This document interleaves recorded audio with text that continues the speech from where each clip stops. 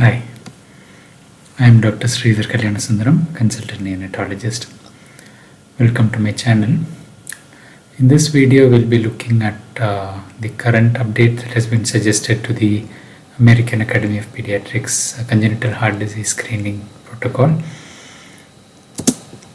So just a quick overview of what the screen means. Overall, nearly 1% of all newborns have a congenital heart defect, and approximately 18 out of every 10,000 babies are born with a critical congenital heart defect. So to speak, 0.01% of the congenital heart disease babies have a critical heart defect. And a critical heart defect, as the name suggests, is life-threatening and requires intervention in early infancy.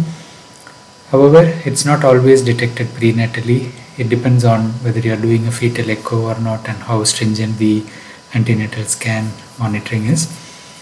And it may also be missed on examination in the nursery for various reasons, one of which is the presentation may be different depending on the duct opening and closing.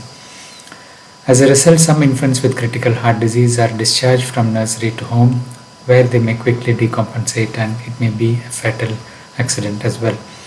So to improve the early detection of congenital heart disease, critical congenital heart disease screening has been added to the Uniform Newborn Screening Panel in most countries, including the US, where the American Academy guidelines are followed.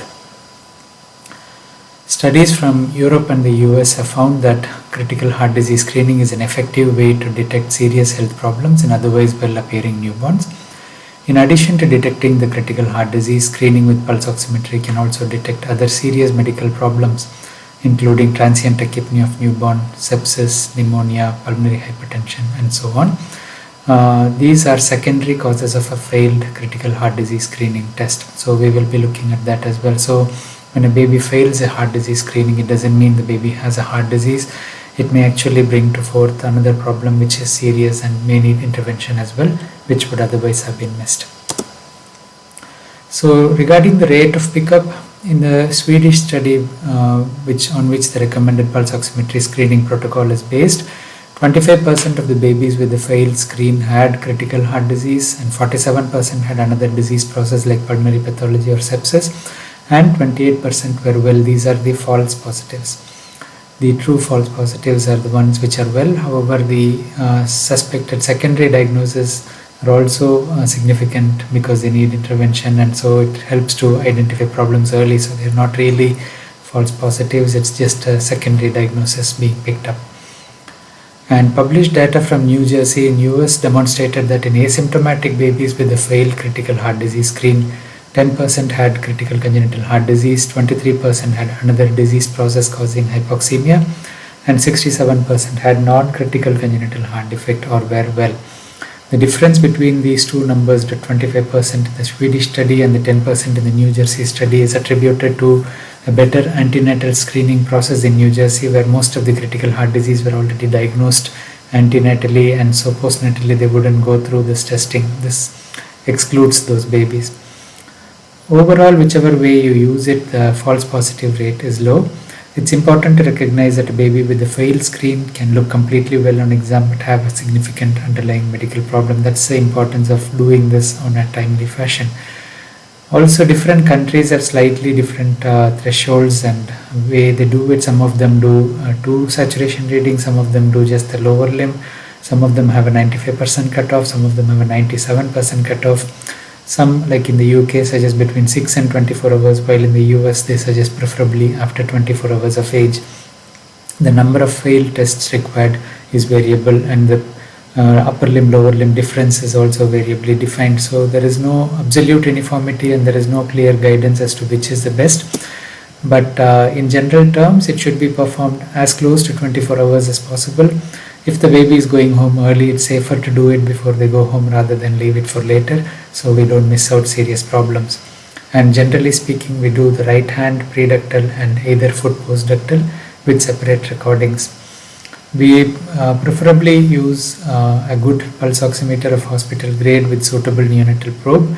The type of the monitor or whether they have the program for heart disease screening, it doesn't make a big difference. However, the most units have been trialing the Masimo monitor. but you can use any pulse oximeter that you have. Baby should be awake but not struggling and should have regular breathing, and baby should not be cold as well, obviously, and we should record for at least 2 minutes. This is the algorithm which is still on the AAP guidance. Child is in a well baby nursery more than or equal to 24 hours of age or shortly before discharge if less than 24 hours, and you perform the screen. If it is less than 90% in the right hand or foot, it is a fail, and if it is 90 to 95 in right hand or foot or more than 3% difference, you repeat the screen in 1 hour, and if it's the same, you repeat the screen a second time. If it is more than 95% and less than 3% difference, it's a pass test or a negative screen. So the recommendations to update has been published in the Pediatrics June 2020 by Dr. Gerard Martin, and his lecture is available on my channel as well, and I would link it in the introduction here. I would suggest that you go through that as well.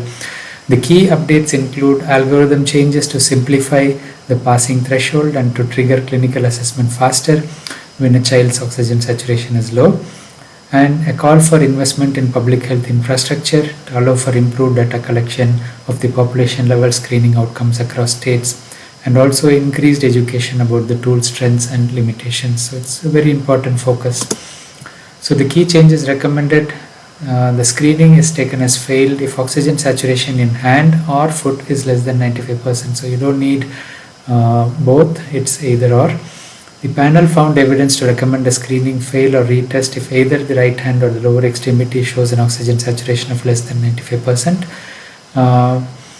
Previously it said upper limb less than 95% and a 3% difference. And we should eliminate the second retest. Of course, one retest is necessary, but the second retest almost adds no important value. And as you would review in Dr. Gerard's talk, he gives a statistics where the second test hardly adds any positivity. So the clinical assessment is recommended after the newborn's saturation does not meet passing criteria in the initial test, followed by one retest. The second retest is dispensed with. The evidence showing that eliminating the second retest requirement ensures that babies who need urgent attention are able to get it earlier. And they debated whether we should change the timing. Like in UK, they suggest 6 to 24 hours. The advantage of screening early is obviously you may pick up the baby before they actually clinically deteriorate. The disadvantage is obviously more false positives. And if you look at respiratory causes being picked up as well, if you don't have a stringent postnatal monitoring, this would actually be a benefit. However, the panel decided that the current recommended screening window between 24 and 48 hours would remain the same, given that there is increased false positive. However, it acknowledges that the screening can be done before 24 hours in cases where there is early discharge. So this is how the new algorithm would look, and the AAP has not obviously confirmed it, but it will be coming out soon, I believe. So the pulse oximetry in the right hand and 1 foot around 24 hours of age or earlier being discharged. If the saturation is 89% or less in either the right hand or foot, do not repeat, refer for immediate assessment. Retest if the pulse oximetry of 90 to 94% in either the right hand or foot, or a difference of 4% or more between the right hand and foot. So more than 3% is put as 4% or more. So the numbers are more clear. And repeat pulse oximetry measurements in 1 hour. And the repeat test again confirms the same, then it's a failed test and they would go for re-evaluation. Do not repeat for a third time. And if the baby's saturation is 95% or more and the difference of 3% or less between the upper and lower limb, there is no need to repeat and it's a pass. And of course this happens in the beginning, it's a pass again. So what is the sensitivity in terms of picking up the critical heart disease? Obviously some conditions it's a very high sensitivity, more than 80%, like critical pulmonary stenosis, DTGA, hypoplastic left heart syndrome, pulmonary atresia, single ventricle, TAPVC and truncus arteriosus. In short, if the lesion is not duct dependent and it's a severe problem, it's more likely to be picked up with a very high sensitivity. The medium sensitivity happens in critical aortic stenosis, double outlet right ventricle and tricuspid atresia. So critical aortic stenosis is not a cyanotic heart disease, and from that sense, the low sensitivity happens where the PDA might be playing a role, or the saturation may not drop significantly. So coarctation of aorta, Epstein anomaly, interrupted aortic arch, and tetralogy of Fallot.